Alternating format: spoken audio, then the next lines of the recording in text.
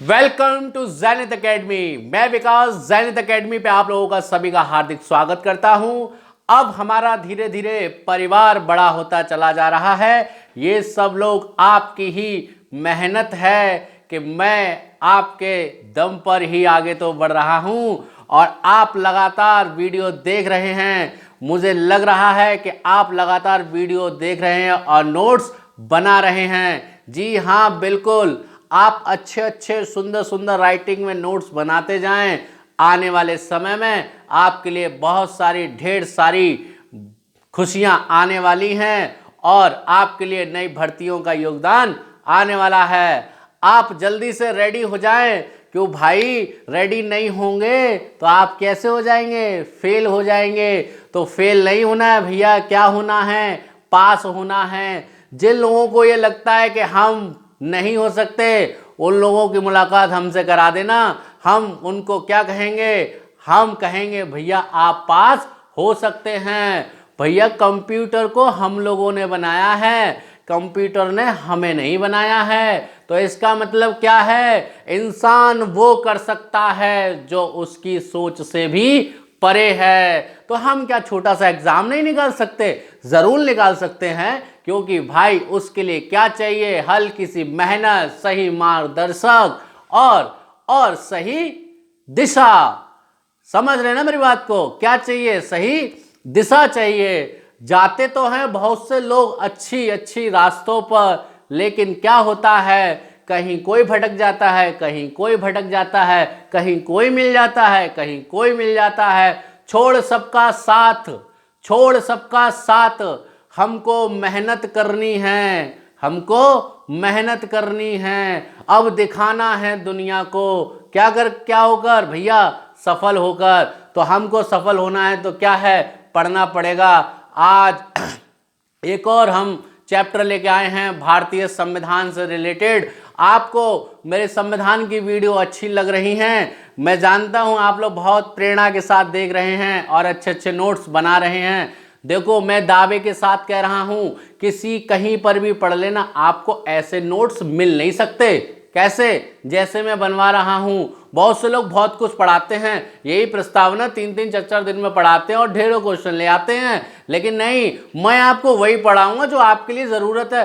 भैया 100 में से 100 वाला भी पास होगा, 100 में से 90 वाला भी पास होगा, 100 में से 80 वाला भी पास होगा। तो भैया हमको क्या करना है? पास ही तो होना है। हमको एग्जाम बीट करना है। हमको इतनी मेहनत करनी है कि बस भैया क्या हो, ऊपर वाले की कृपा से हमको क्या मिल जाए? एक अच्छी सी नौकरी मिल जाए। समझ रहे ना? गाना तो याद आ गया होगा, नौकरी मिलेगी तो क्या होगा, प्रस्तावना होगी। क्या होगी? जीवन की प्रस्तावना होगी। आज हम संविधान का लेके आए हैं क्या? भारतीय संविधान की प्रस्तावना, जिसे हम कहते हैं उद्देशिका। तो हम इस पे चर्चा करेंगे कि भाई मैंने एक तरफ उद्देशिका पूरी लिखी है और एक तरफ इसको समझने का पाठ और कहां कहां से किस तरीके से प्रश्न पूछे जाते हैं, ये मैं आपको सब अच्छे तरीके से समझाऊंगा।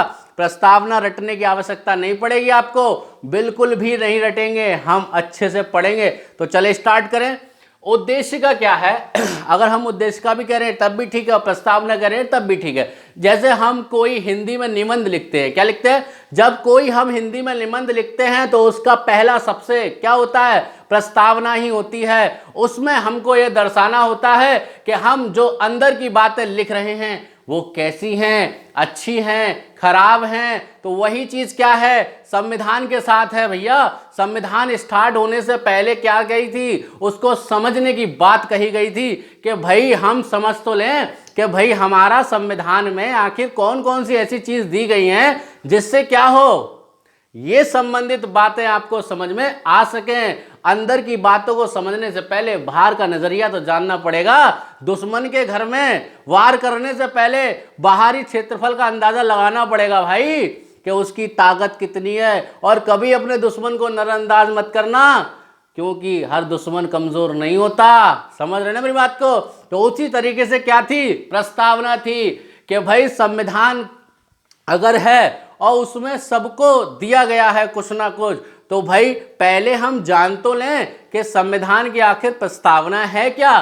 तो पंडित जवाहरलाल नेहरू जी ने क्या किया कि 13 दिसंबर 1946 ईस्वी को संविधान सभा, किसके, संविधान सभा के समक्ष किसको रखा, उद्देशिका को रखा कि भाई हम ऐसी एक उद्देशिका चाहते हैं कि हम संविधान को समझ सकें, हमारे संविधान में कौन कौन सी चीजें किस किस व्यक्तियों के लिए दी गई हैं और एक इंसान के लिए क्या आवश्यकता है। वही इंसान ही तो हैं कि एक व्यक्ति के लिए क्या चीज चाहिए, हमारा विधान किसके लिए है, हम लोगों के लिए ही तो है। हम लोग कौन हैं, भारत के नागरिक तो हैं। नागरिक क्या हैं, भारत में रहने वाले ही तो हैं। उनके लिए क्या क्या आवश्यकता है, इस बात के लिए किसका वर्णन दिया गया, प्रस्तावना का वर्णन दिया गया कि 13 दिसंबर 1946 ईस्वी में संविधान सभा के समक्ष उद्देशिका को रखा गया और 22 जनवरी 1947 ईस्वी को क्या किया गया, उद्देशिका को स्वीकृति दी गई कि हाँ भाई संविधान यानी संविधान का प्रारंभ होने से पहले हमारी क्या होनी चाहिए, एक प्रस्तावना होनी चाहिए। यदि प्रस्तावना पढ़ने में या किसी शब्द में मुझसे कोई त्रुटि होती है तो मैं उसके लिए विनम्र क्या क्षमा पात्र हूं, आप मुझे क्षमा करें। ठीक है, स्टार्ट करते हैं। हम भारत के लोग, यानी कि देखो मैं पहले एक सिंपल वे में पढ़ूंगा, फिर आपको उसको टुकड़े में पढ़ाऊंगा और फिर मैं आपको इधर समझाऊंगा कि संविधान प्रस्तावना को किस तरीके से याद करना है।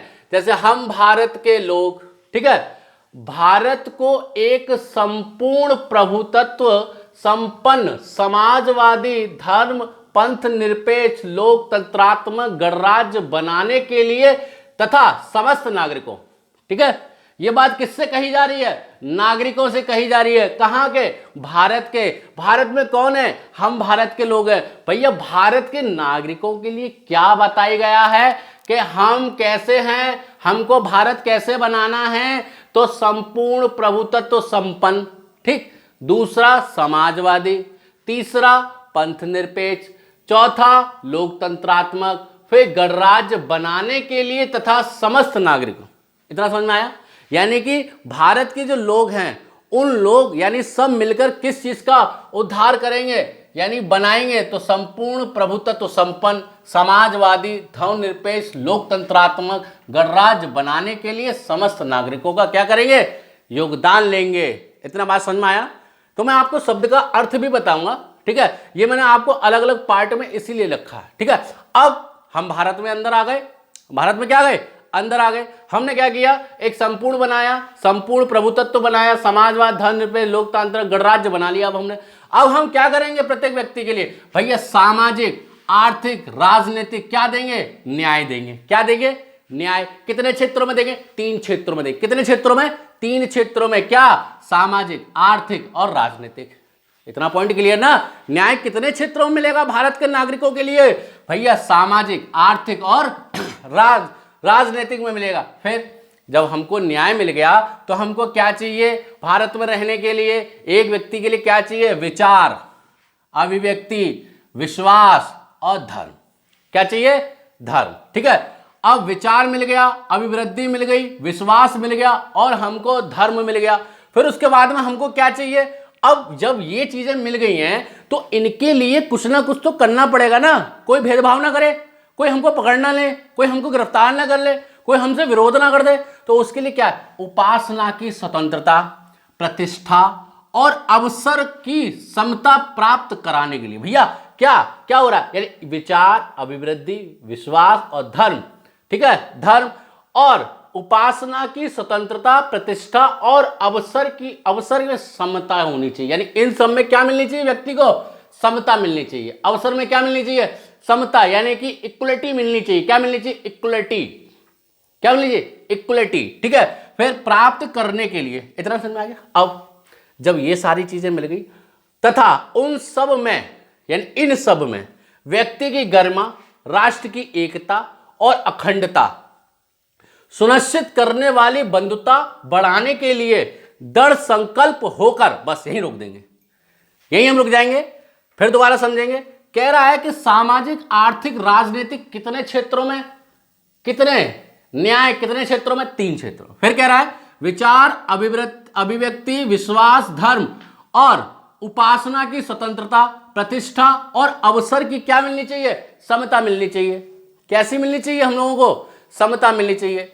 दूसरा कह रहा है भैया कि तथा उन सब में व्यक्ति की गरिमा। भैया गरिमा नहीं होगी तो कुछ नहीं, गरिमा नहीं है तो कुछ नहीं है। व्यक्ति क्या है? एक सेल्फ रेस्पेक्ट है, तो उसमें क्या मिलना चाहिए? सेल्फ रेस्पेक्ट मिलनी चाहिए। ठीक है।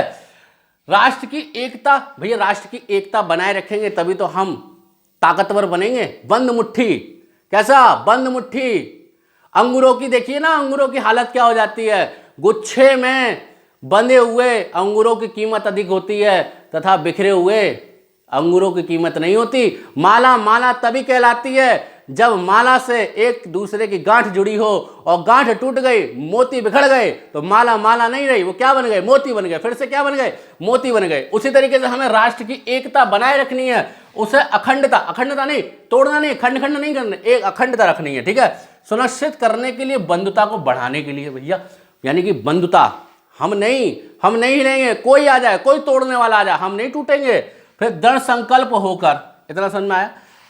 अपनी संविधान सभा में आज दिनांक 26 नवंबर 1949 दृढ़ संकल्पित होकर, यानी दृढ़ संकल्प होकर अपनी संविधान सभा में आज दिनांक 26 नवंबर 1949 मिति मार्ग शीर्ष शुक्ल सप्तमी सप्तम संवत 2006 विक्रमी को एदत्त द्वारा इस संविधान को अंगीकृत, अधिनियमित और आत्मसमर्पित करते हैं। इतना समझ में आया? यानी कि आपसे जो टैगलाइन पूछी जाएंगी एग्जाम में, वो ये पूरा देगा आपको। 26 नवंबर 1949 मिति मार्ग शीर्ष हटा देगा, बस यही मिस्टेक हो गई। ये उसका ऑप्शन बन गया। ये क्या हुआ? ये उसका ऑप्शन बन गया भाई। यहां हटा दिया, यहां 2000 हटा देगा, यहां संवत हटा देगा, किसी एक ऑप्शन में क्या देगा आपको? सही देगा। जैसे यहां इतना समझ में आया? कोई दिक्कत? दोबारा समझ। हम भारत के लोग भारत को कैसा बनाएंगे? संपूर्ण सब प्रभुत्व, समाजवाद, धर्मनिरपेक्ष, लोकतंत्रात्मक गणराज्य बनाने के लिए समस्त नागरिक क्या करेंगे भैया? मेहनत करेंगे। ठीक है। एक साथ रहे। फिर नागरिकों के लिए भी तो कुछ चीज चाहिए। सामाजिक, आर्थिक, राजनीतिक क्षेत्र में उन्हें क्या चाहिए? न्याय चाहिए। फिर विचार, अभिवृद्धि, विश्वास, धर्म और उपासना की स्वतंत्रता, प्रतिष्ठा तथा अवसर में समता चाहिए। भाई सोचने में, विचारने में क्या चाहिए उसे? समता चाहिए, इक्वलिटी चाहिए, विश्वास, इक्वलिटी, धर्म में भी इक्वलिटी। ठीक है। अब उन सब में व्यक्ति की गरिमा, यानी इन सब में क्या होनी चाहिए? व्यक्ति की गरिमा, राष्ट्र की एकता और अखंडता सुनिश्चित करने वाली बंधुता को बढ़ाने दृढ़ संकल्प होकर अपनी संविधान सभा में आज दिनांक इतना इतना होकर हम आत्मसमर्पित करते हैं। जैसे आपको यहां टैगलाइन देगा एग्जाम में, हम भारत के लोग, इतना दे देगा, है ना? और आपको कहेगा कि निम्नलिखित में से संविधान सभा के शब्दों का क्रम बताइए। संविधान शब्दों का प्रस्तावना का क्या बताइए? क्रम बताना। बस यही टैगलाइन है, आपको याद करने हैं कि भारत को एक संपूर्ण प्रभुत्व संपन्न, पंथ निरपेक्ष, यहां तक दे देगा। फिर इस तरीके से टैगलाइन देगा, 3 शब्द दे देगा या 4 शब्द देगा और आपसे पूछेगा भैया क्रम बताइए। क्या बताइए? क्रम बताइए। तो आपको क्या करना है? क्रम बताना। यहां तक समझ आया? कोई दिक्कत? मैं सोच रहा हूं कोई दिक्कत नहीं हुई होगी। ठीक है। अब आगे चलते। अब मैंने क्या किया है, प्रस्तावना को यहां तो मैंने फुल लिखा है जैसी है, यहां मैंने इसको तोड़ के लिखा है, जिससे कि आपको अब क्या हो, बिल्कुल आसानी हो। मैंने कहा ना आपको, मैं बिल्कुल ऐसे पढ़ाऊंगा कि आप पढ़ने के लिए मजबूर हो जाएंगे। कैसे हो जाएंगे? मजबूर हो जाएंगे, वीडियो देखने के लिए मजबूर हो जाएंगे। ना भैया निकालो, वही पुरानी वीडियो निकालो, उन्हीं की देखते हैं, उन्हीं से प्रश्न फंसेंगे। क्या फंसेंगे? उन्हीं की वीडियो से प्रश्न फंसेंगे, उन्हीं को देखना है। प्रस्तावना, संविधान का स्रोत क्या है? हम भारत के लोग। मैंने बताया ना, भारत के लोग। प्रस्तावना किसके लिए? भारत के लोग। निबंध किसके लिए था? टॉपिक के लिए। तो यहां क्या है? हम भारत के लोग। भैया संविधान का स्रोत क्या है? हम भारत के लोग। भारत में लोग ही नहीं होंगे अगर किसी देश में लोग ना रहें, किसी घर में लोग ना रहें, सदस्य ना रहें, परिवार में सदस्य ना रहें, तो क्या वो परिवार रहेगा? नहीं, कुछ नहीं, मकान नहीं रहेगा। ठीक है। फिर स्वरूप क्या कह रहा है भाई? हम भारत के लोग। स्वरूप क्या कह रहा है? संपूर्ण प्रभुत्व संपन्न, समाजवाद, धर्मनिरपेक्ष, लोकतांत्रिक गणराज्य। ये क्या है? इनके स्वरूप हैं। अब उद्देश्य क्या है? इन लोगों के लिए ये चीजें दी गई। अब ये किसमें दी गई, उद्देश्य क्या दिया गया, न्याय 3 स्थानों पर, सामाजिक, आर्थिक, राजनीतिक, स्वतंत्रता, एकता, व्यक्ति की गरिमा, राष्ट्र की एकता, अखंडता और बंधुता। बताओ मैंने कुछ गलत बताया? बस यहां ये एक साथ लिखे हैं, यहां ये अलग अलग लिखे हैं, बस यही तो दिक्कत है बस। और है क्या भाई, यहां मैंने अलग अलग कर दिया आपकी सुविधा के लिए, यहां मैंने एक साथ लिखी पूरी, ठीक है। जैसे आपको यहां पूछा भैया बताइए किस तरीके से प्रश्न आएगा, इसी तरीके से आएगा जैसे लिखा है। भारतीय प्रस्तावना में कितने प्रकार से व्यक्ति को न्याय दिया गया है? आंसर आया 3, सामाजिक, आर्थिक और राजनीतिक। सामाजिक, आर्थिक और राजनीतिक। बताइए कि किसमें उपासना की स्वतंत्रता का भाव दिया गया है? विचार, अभिवृद्धि, विश्वास और धर्म। कुछ समझे? ठीक है। इसी तरीके से आपको प्रश्न आने हैं। संविधान का स्रोत क्या है? हम भारत के लोग हैं। संपूर्ण प्रभुत्व क्या होता है भाई? कि एक साथ रहना है। कैसे रहना? एक साथ। समाजवाद क्या होता है? कि एक से अधिक व्यक्ति समाज में भिन्नता ना पैदा करके कैसा स्वरूप रखें? एक स्वरूप रखें। अलग अलग सांस्कृतिक कार्यक्रम, अलग अलग धर्म, अलग अलग विचार, जब ये सारे गुण मिलते हैं तब एक किसका उत्पन्न होता है भाई? समाज का उत्पन्न होता है। धर्मनिरपेक्ष, पंथ निरपेक्ष क्या कह रहा है? यानी कि सर्व धर्म कैसे हैं? समान है। लोकतांत्रिक, अब्राहम लिंकन कहते हैं जनता का शासन जनता के लिए, जनता का शासन जनता द्वारा स्थापित शासन, ठीक है। गणराज्य, गणराज्य का मतलब क्या? एक समूह, ऐसा दस्तावेज जिसके माध्यम से परिपूर्ण तरीके से शासन व्यवस्था को क्या कर सके? चला सके। किसी एक व्यक्ति की मनमानी ना चले, वहां दस्तावेजों के माध्यम से वो क्या रहे? उसमें बंधा रहे, उसे हम क्या कहेंगे? गणराज्य। अगला चलते हैं न्याय। भाई न्याय तो सभी जानते हैं, सामाजिक क्षेत्र में न्याय मिलेगा, आर्थिक क्षेत्र में मिलेगा, राजनीतिक क्षेत्र में मिलेगा। स्वतंत्रता, प्रत्येक व्यक्ति स्वतंत्र है, वह बोल सकता है, वह संघ कर सकता है, वह सम्मेलन कर सकता है, वह घूम सकता है, वह आजीविका चला सकता है, वह निवास कर सकता है। सांस लेने की सबको इच्छा है। क्या है? सांस लेने की सबको इच्छा है। अब एकता, अब भाई साथ रहेंगे तभी तो बंध के रहेंगे। कह रहा है व्यक्ति की गरिमा, आप दूसरे को रेस्पेक्ट देंगे तो मिलेगी तुम्हें रेस्पेक्ट। राष्ट्र की एकता, अब क्या दूसरे देश से जाके दोस्ती कर रहे हैं? तो राष्ट्र की क्या करनी है? हमको एकता बनाए रखनी ना। यदि हमारा मित्र कहीं गड्ढे में जा रहा है तो हमारा कर्तव्य है ना उसे सुधारना। तो वही क्या? राष्ट्र की एकता, अखंडता, खंड खंड नहीं होने देंगे भाई, एक साथ रखे। बंधुता, तोड़ देंगे किसको? दुश्मनों को तोड़ देंगे, लेकिन हम नहीं टूटेंगे। इतने शब्द समझ में आए? कोई दिक्कत? ये मैंने अभी शॉर्ट में समझाया। जब मैं एक बड़ी श्रृंखला प्रारंभ करूंगा आपके सहयोग से तो मैं आपको और विस्तार से पढ़ाऊंगा और अच्छे तरीके से पढ़ाऊंगा। भाई मेहनत भी तो आप ही के साथ करनी है, आपको भी तो मेहनत करनी है, करनी नहीं करनी है? तो मैंने इसके लिए कुछ लिखा है भाई आप लोगों के लिए। लिखा है, रोज कहां ढूंढूं, रोज कहां ढूंढूं सूरज चांद सितारों को, रोज कहां ढूंढूं सूरज चांद सितारों को, आग लगाकर हम रोशन कर लेंगे अंधियारों को। आग लगाकर हम रोशन कर लेंगे अंधियारों को, गम नहीं जब तलक दिल में ये उमंग है, जिंदगी हर कदम एक नई जंग है। अरे भाई क्या बात। चल अब देखो, प्रस्तावना बनने के बाद अपने अलग अलग लोगों ने विचार प्रस्तुत किए। जैसे मैं किसी के लिए खराब हूं तो मैं सोने के शब्द क्यों ना उगलूं, तो व्यक्ति के लिए मैं कैसा लगूंगा? खराब ही लगूंगा। तो भाई ये ना ये बड़ा मनोविवर्ती होता है, बड़ा चंचल होता है, बड़ा स्वाभाविक रूप से होता है। इसके ये बड़ा भटकता है। क्या करता है? ये बड़ा भटकता है। इसको कंट्रोल में करने के लिए क्या होता है? अपनी ज्ञानेंद्रियों को कब्जे में करना चाहिए। सबसे अच्छा इंसान कौन? जिसने अपनी ज्ञानेंद्रियां कब्जे में करी। सबसे बेकार कौन?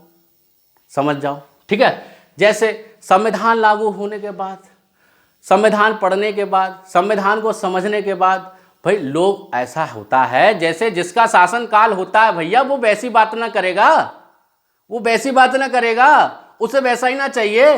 व्यक्ति का जो स्वभाव होता है अगर उसके मन की ना हो तो वो मुंह फुला जाता है, वो आपसे लड़ने लग जाता है, वो विरोध करने लग जाता है, क्योंकि मन की इच्छाएं कभी पूरी नहीं होती। मन की इच्छा खाली खोपड़ी के समान होती हैं।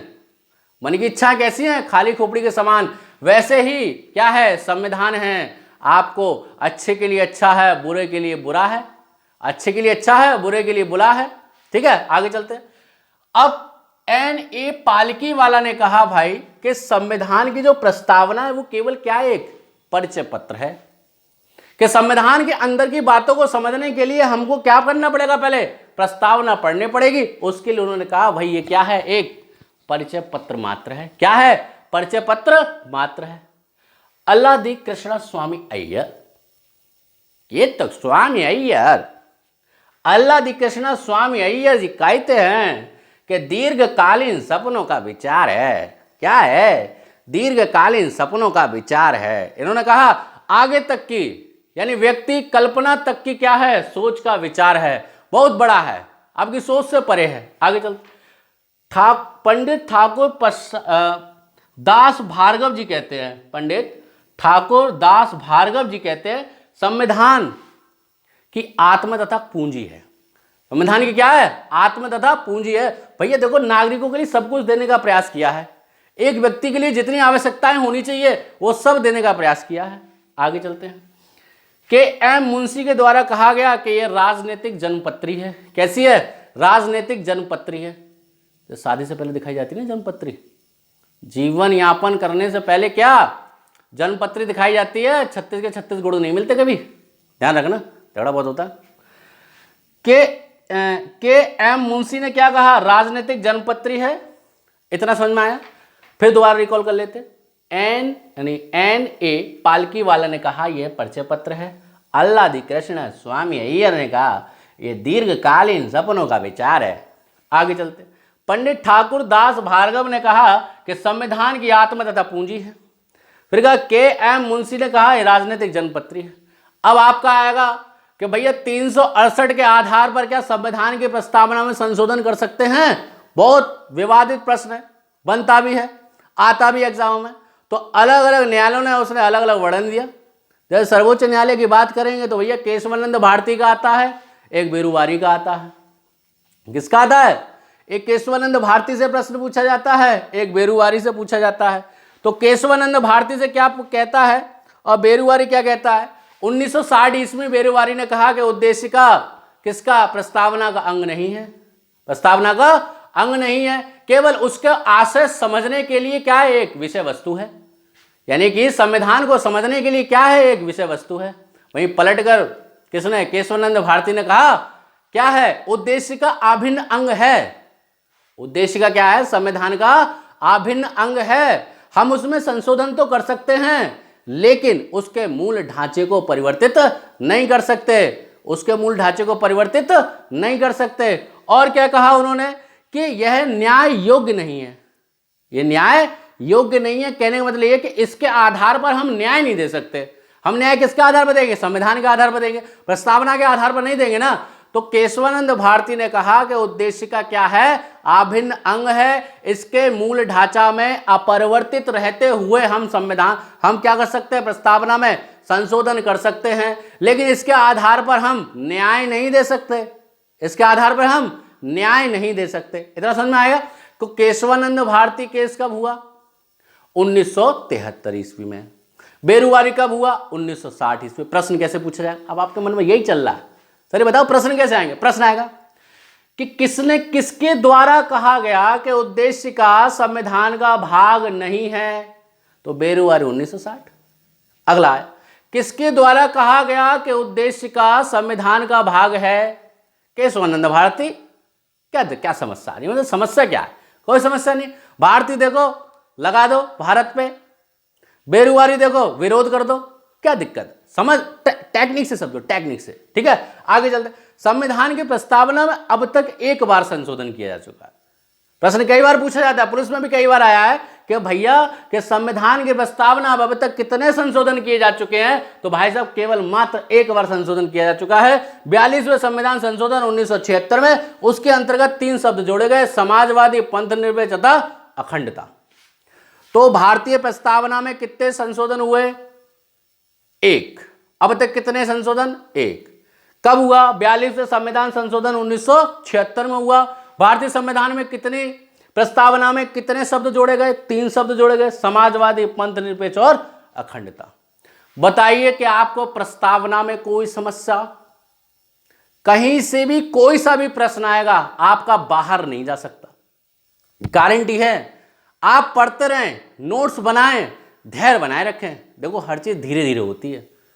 अब आप कहें भाई साहब एक दिन में 10,000 प्रश्न तैयार करके दिखाओ, मैं क्या कोई सा भी आ जाएगा, तब भी एक दिन में नहीं कर पाएगा भाई। अगर हम 20% डेली भी तैयार करेंगे तो 100 दिन में 2,000 हो जाएंगे। कितने हो जाएंगे? 20 पर डे, 100 दिन 2,000। भाई साहब कितना भी भूलोगे 1600 प्रश्न तो अपने आप याद बने रहेंगे। कैसे बने रहेंगे? अपने आप याद बने रहेंगे। ठीक है, तो हम वीडियो को यहीं समाप्त करते हैं, पर मैंने एक और कुछ लिखा है भाई, अभी आदत नहीं है ना, इसलिए क्लास में तो ऐसे ही बोल देते हैं। और टेंशन ना लें, ठीक है। हौसला ना छोड़कर सामना जहान का, हौसला ना छोड़ कर सामना जहान का, वो बदल रहा देख रंग आसमान का, वो बदल रहा देख रंग आसमान का, रंग आसमान का ये शिकत का नहीं, ये फतेह का रंग है, जिंदगी हर कदम एक नई जंग है। भाई सिलेक्शन भी क्या है? हमारी एक जंग है। हम अपने हथियार एकदम रेडी रखेंगे और क्या करेंगे? दुश्मनों को मार गिराएंगे और फतेह हासिल करेंगे। दोस्तों आप बनाते रहें और देखते रहें मेरी वीडियो। नमस्कार, बाय बाय।